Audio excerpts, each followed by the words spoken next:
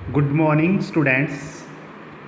बच्चों, आज का वीडियो शुरू करने से पहले एक एक्टिविटी करके देखते हैं, एक प्रक्रम करके देखते हैं। मान लीजिए आपके पास दो बर्तन हैं, अलग अलग बर्तन है ये, और इनमें पानी भरा हुआ है। दोनों बर्तन हैं, इनमें पानी भरा हुआ है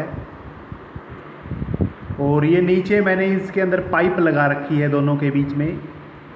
ये खुली है, दोनों साइड से खुली है। बच्चों, अगर ये दोनों का सतर, पानी का सतर अगर दोनों में बराबर बराबर है तो क्या होगा? ना तो पानी इधर वाला इधर आएगा और ना ही इधर वाला पानी इसमें जाएगा, क्योंकि दोनों का सतर क्या है? बराबर है। अगर आपको पानी को इधर उधर करना है तो एक में से पानी का सतर गिराना पड़ेगा।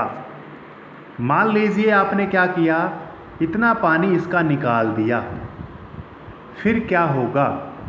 इस टैंक का पानी, एक टैंक का पानी ये वाला धीरे धीरे इसमें चला आएगा और जब दोनों बराबर हो जाएंगे, बराबर बराबर हो जाएंगे, फिर से ये रुक जाएगा। समझ में आ गया होगा ये? भी पानी को आपने क्या करना पड़ेगा, इनके अंदर सतर का, दोनों में सतर का अंतर होना जरूरी है, तभी क्या होगा? पानी इधर से उधर जाएगा या इधर से उधर जाएगा। आपको ये बात याद रखनी है। क्या चीज़ होनी चाहिए? पानी का सतर अलग अलग होना चाहिए। इसी के बेस के ऊपर हम नया टॉपिक शुरू करेंगे आज। चलो एक बार ये पढ़ते ही क्या है। ये एक बच्चों चालक है, कोई धातु है, मान लीजिए चाहे कॉपर है, चाहे उसको एल्यूमिनियम ले सकते हो। आपको पता है जो धातु होती है ये क्या होती है? विद्युत की चालक होती है, विद्युत चालन करती है। विद्युत का और गर्मी यानी हीट का भी, उष्मा का भी चालन करती है, ऐसा भी कह सकते हैं। तो बच्चों आपको ये तो पता ही है कि धातुएं होती हैं, उनमें काफ़ी सारे इलेक्ट्रॉन होते हैं जो इधर उधर अपने आप थोड़ा थोड़ा मोशन में, या कह सकते हैं घूमते रहते हैं। लेकिन बच्चों इसमें क्या होता है, ये वाले इलेक्ट्रॉन, ये वाले इलेक्ट्रॉन, ये नहीं है कि इधर वाले ऐसे तेज़ी से स्पीड से भाग रहे होंगे, नहीं।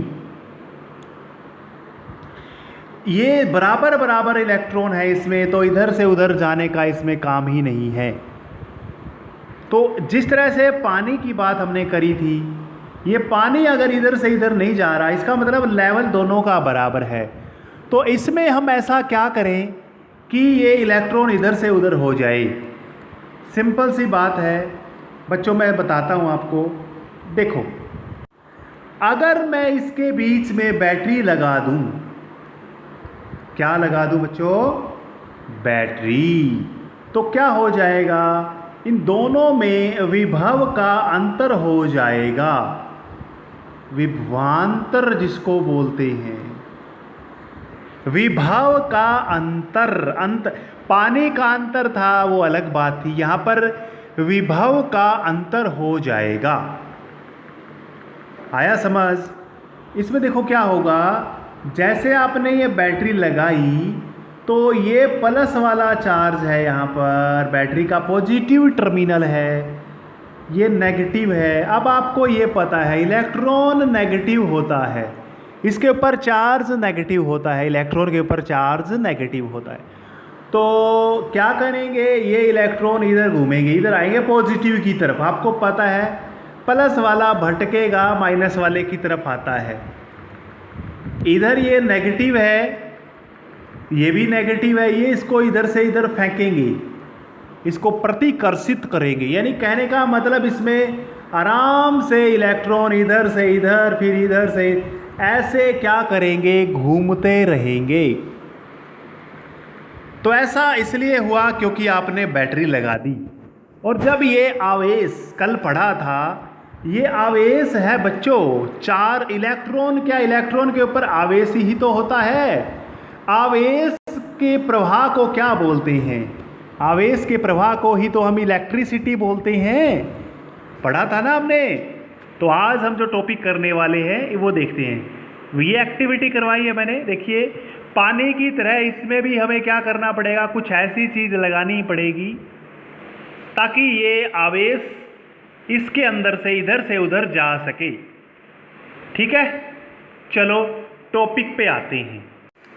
देखिए बच्चों, यही इसी टॉपिक से हम स्टार्ट कर रहे हैं। करते हैं स्टार्ट इस टॉपिक को। नाम से क्लियर है, विभवांतर, विभव का अंतर। देखिए इसमें क्या होता है, पढ़ते हैं इसके बारे में।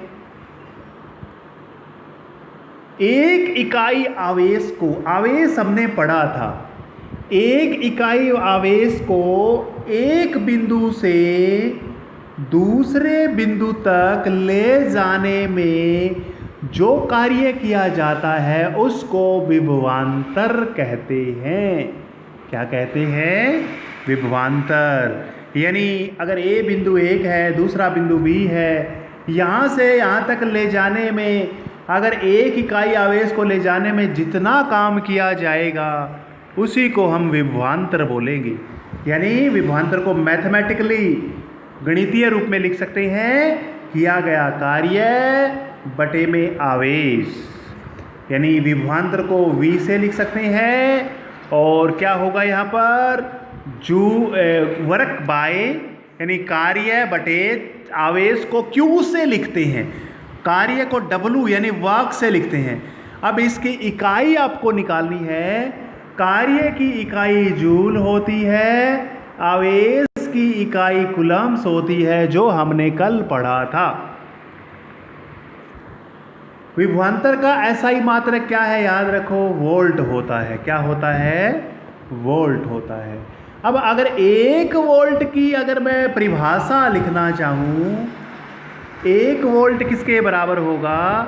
अगर 1 कूलम्ब आवेश को ले जाने में 1 जूल काम किया जाए, यही डेफिनेशन होगी। W भी 1 हो और आवेश भी 1 होना चाहिए, तो 1/1 से 1 आएगा, है ना।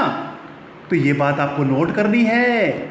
अगर 1 इकाई आवेश को ले जाने में, यानी 1 इकाई आवेश को ले जाने में, नीचे 1 है तो 1 जूल कार्य किया जाए, ऊपर भी 1 है, तो विभवांतर कितना आएगा? 1 वोल्ट आएगा। ये चीज़ याद रखनी है। अब एक बात आपको याद रखनी है, जो मैंने पहले भी उस वीडियो में इसमें करवाई थी। विभवांतर को जारी रखने के लिए, बनाए रखने के लिए सेल या बैटरी लगाते हैं। बैटरी कह सकते हो, सेल कह सकते हो, ज़रूरत होती है। बिना बैटरी, बिना सेल के ये विभवांतर नहीं रह सकता।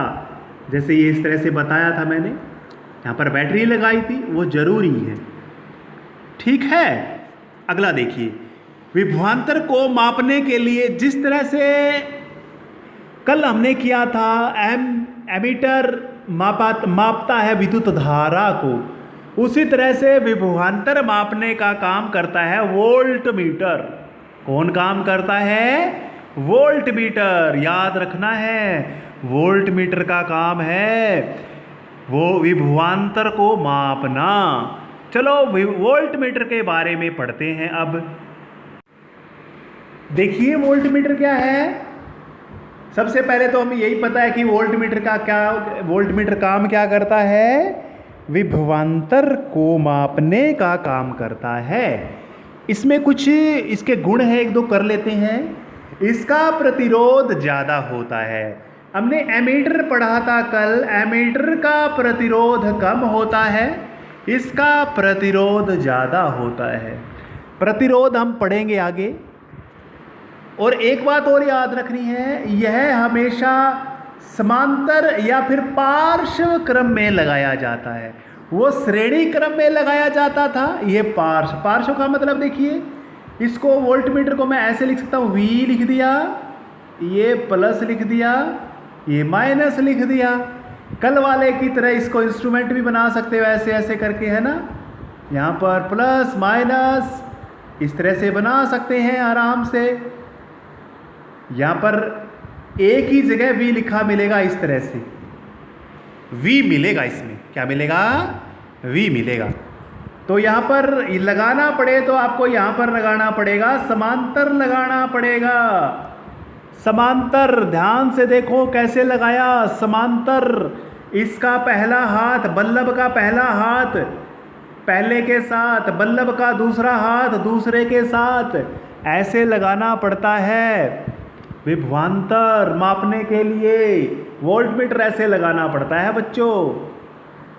और वो एमीटर कैसे लगाया था? एमीटर तो हमने श्रेणी क्रम में लगा दिया था, इधर लगा दिया था, सीधा लगा दिया था। एक इसका बाजू इधर लगाया था, बाकी बैटरी से लगा दिया था।